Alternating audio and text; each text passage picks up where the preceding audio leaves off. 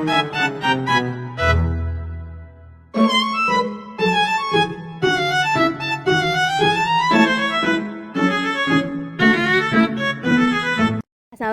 warahmatullahi wabarakatuh. Halo semuanya, selamat datang di video kami. Sebelumnya perkenalkan, nama saya Cantikan Rohmah.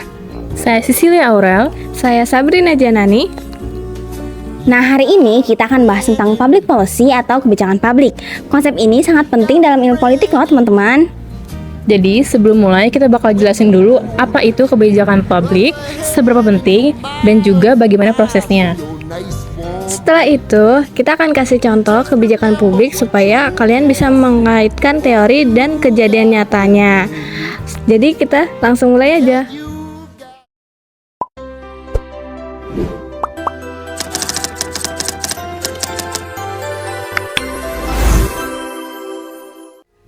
Ada banyak definisi kebijakan publik menurut para ahli.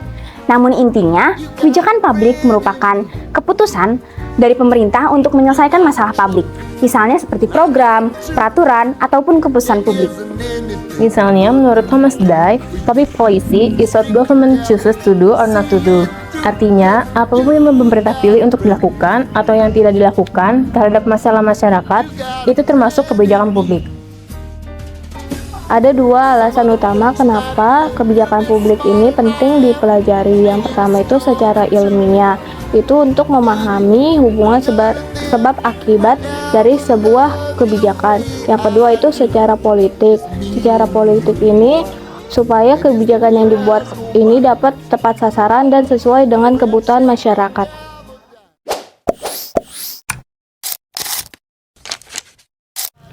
Yang pertama ada tahap formulasi kebijakan. Di tahap ini, pemerintah mengidentifikasi masalah, mengumpulkan informasi, dan juga merancang solusi yang memungkinkan untuk dilaksanakan. Kedua, ada implementasi kebijakan. Di tahap ini, kebijakan yang dirancang mulai dijalankan. Bisa lewat pembentukan lembaga, aturan teknis, hingga pembagian tugas. Terakhir ada monitoring dan evaluasi.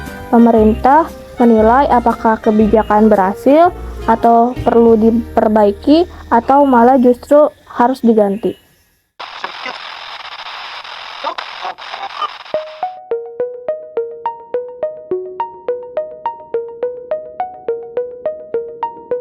Contoh paling jelas adalah saat pemerintah menghadapi COVID-19. Pemerintah membuat kebijakan misalnya seperti pembatasan sosial, vaksinasi massal, dan juga bantuan sosial bagi masyarakat. Contoh lain adalah kebijakan pengurangan emisi karbon dan program penanaman pohon. Ini termasuk kebijakan untuk menghadapi isu perubahan iklim. Dalam bidang pendidikan, contohnya kebijakan Merdeka Belajar. Pemerintah membuat aturan baru agar sekolah lebih fleksibel dan siswa lebih mandiri dalam belajar. Jadi, kebijakan publik bukan hanya aturan di atas kertas, tapi tindakan nyata pemerintah untuk menyelesaikan masalah. Kita sebagai warga juga berperan penting karena kebijakan yang baik harus mempertimbangkan kebutuhan masyarakat. Terima kasih sudah menonton pembelajaran video kami. Semoga membantu. Wassalamualaikum warahmatullahi wabarakatuh. Dadah.